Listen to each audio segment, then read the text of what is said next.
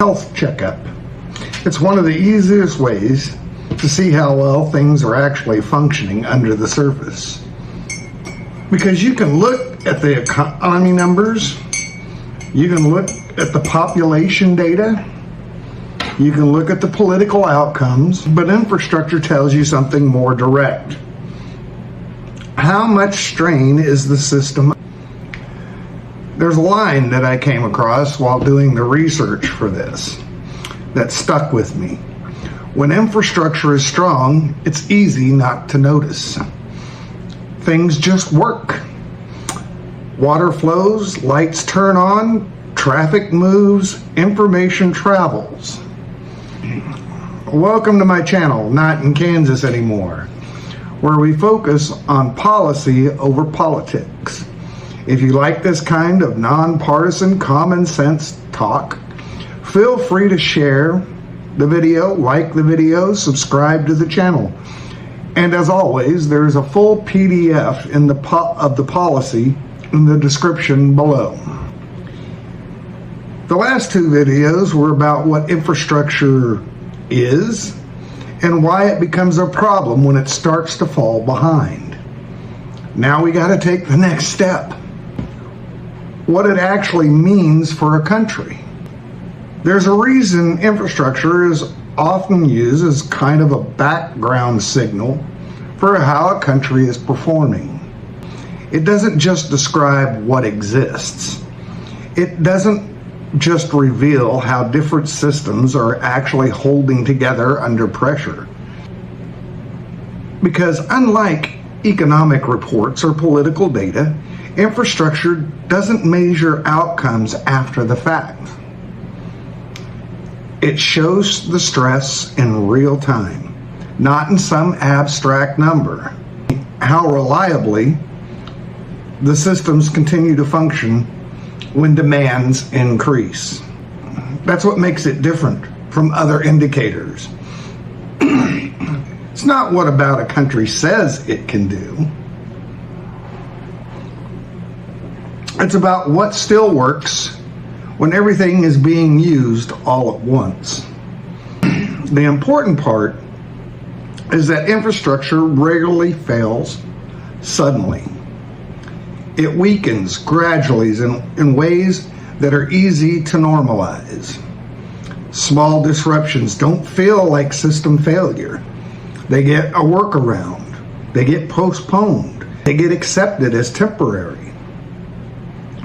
But over time, those temporary adjustments become the new norm.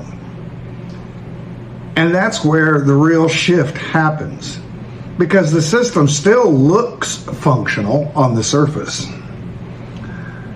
but it's operating with less reliability underneath. Delays become more common, maintenance becomes more frequent, interruptions start to feel routine instead of rare. And at a certain point, the issue is no longer whether the system works, but how consistently it works under pressure. This is why infrastructure is often used as a signal of national capacity and capability, not because it's the only factor, but because it connects to almost everything else. A country can have strong industries, but if the logistics are slow, those industries underperform.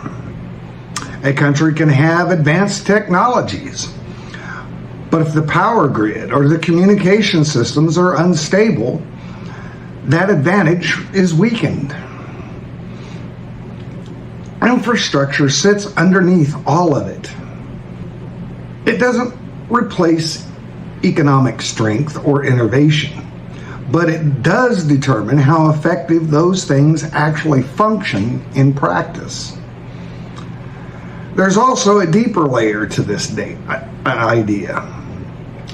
Infrastructure reflects decisions made over time, not just one policy or one administration, but decades of choices about what to build, where to build it, what to maintain, and what to delay.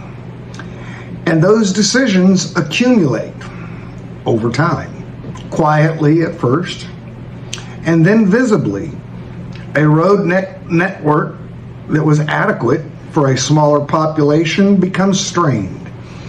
A power grid designed for older demand patterns becomes less efficient. A water system built decades ago starts to show its age in more frequent failures.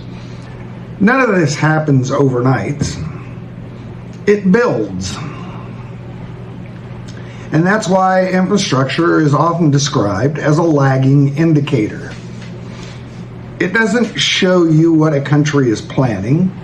It shows you what a country has already done or failed to do. This is also where comparisons between countries becomes difficult, because it's not about spending more or less. It's about consistency over time. Maintenance, updates, upgrades, long-term planning, and when the consistency is missing, the effect doesn't stay theoretical. They become physical. And that's where the health checkup idea matters. Because infrastructure, if it is the body of a country, then neglect doesn't stay hidden forever. It shows up in symptoms. And those symptoms are what people actually experience in their daily lives. Not the policy debates, not the reports, but the real disruptions and inconveniences. In the next video, we'll move from understanding what infrastructure represents to examining what happens when you try to fix it, and why those solutions are often more complicated than the diagnosis. And that's where we're going to pause for today. I hope to see you again in the next video in 1 week. This is not in Kansas anymore. Goodbye for now.